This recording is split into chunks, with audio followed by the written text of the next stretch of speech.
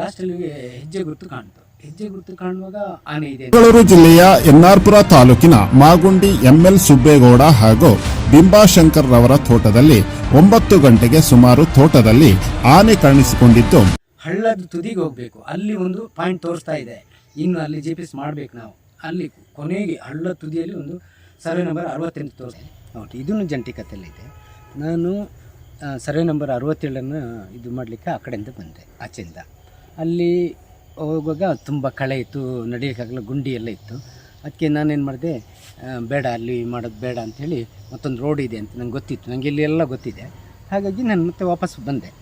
ಈ ದಾರಿಯಲ್ಲಿ ಬಂದಾಗ ಅಲ್ಲೇ ಅಬ್ಸರ್ವ್ ಮಾಡಲಿಲ್ಲ ನಾನು, ಇಲ್ಲಿಂದ ಮುಂದೆನೇ ಇತ್ತು. ಹೀಗೆ ಹೋಗುವಾಗ ಅಲ್ಲಿ ಲಾಸ್ಟಲ್ಲಿ ಹೆಜ್ಜೆ ಗುರುತು ಕಾಣ್ತು. ಹೆಜ್ಜೆ ಗುರುತು ಕಾಣುವಾಗ ಆನೆ ಇದೆ ಅಂತ ನಂಗೆ ಗೊತ್ತಾಯಿತು, 100% ಇದೆ ಅಂತ. ಅಲ್ಲೇ ಈಗ ಏನು ಚಂಡಿ ಆಗಿ ಈಗಲೇ ಜಸ್ಟ್ ಹೋಗಿದ್ದು. ಒಂದು ಮರಿ ಇದೆ, ಒಂದು ಮರಿ ಆನೆ ಇದೆ, ಮತ್ತು ಇನ್ನೊಂದು ಆನೆ ಇದೆ, ಜಗಳ ಮಾಡ್ಕೊಳ್ತಾ ಅದು ಇದು ಮಾಡ್ಕೊಂಡು ಹೋಗ್ತಿದ್ದೆ. ಒಂದು ಬೆಳೆ ಹಾನಿ ಮಾಡಿಲ್ಲ, ಒಂದು ಗಿಡದ್ದು ಒಂದು ರೆಪ್ಪೆ ತೆಗೆದಿದ್ದೆ ಬಿಟ್ಟರೆ ಏನೂ ಹಾನಿ ಮಾಡಿಲ್ಲ, ಸೀದಾ ಹೋಯಿತು. ಹೋಗಿ ನಾವು ಲಾಸ್ಟ್ ಹಳ್ಳದ ತುದಿಗೆ ಹೋಗಬೇಕು, ಅಲ್ಲಿ ಒಂದು ಪಾಯಿಂಟ್ ತೋರಿಸ್ತಾ ಇದೆ, ಇನ್ನು ಅಲ್ಲಿ GPS ಮಾಡಬೇಕು ನಾವು. ಅಲ್ಲಿ ಕೊನೆಗೆ ಹಳ್ಳದ ತುದಿಯಲ್ಲಿ ಒಂದು ಸರ್ವೆ ನಂಬರ್ 68 ತೋರಿಸ್ತಾ ಇದೆ, ಮತ್ತು ಸರ್ವೆ ನಂಬರ್ 67 ತೋರಿಸ್ತಾ ಇದೆ. ಅದನ್ನು ಹೀಗೆ ಅಲ್ಲೇ ಹೋಗಬೇಕಲ್ಲ, ಮತ್ತೊಂದು ಸತಿ ಬರಬೇಕಲ್ಲ ಅಂಥೇಳಿ ಹೋದು.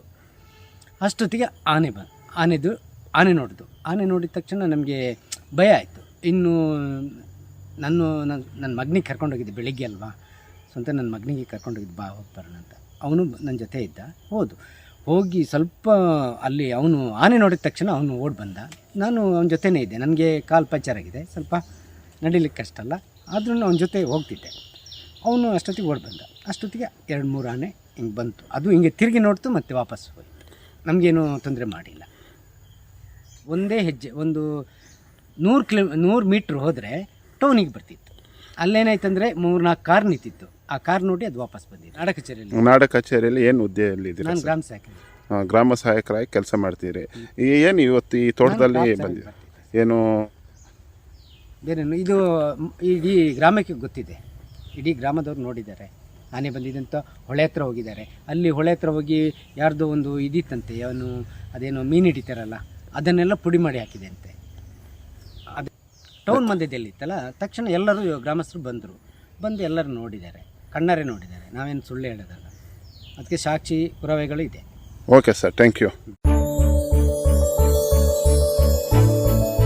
ಕ್ಷಣ ಕ್ಷಣದ ಸುದ್ದಿಗಳನ್ನು ವೀಕ್ಷಿಸಲು ನ್ಯಾಷನಲ್ ಮೀಡಿಯಾ ಕರ್ನಾಟಕವನ್ನು ಈಗಲೇ ಸಬ್ಸ್ಕ್ರೈಬ್ ಮಾಡಿ.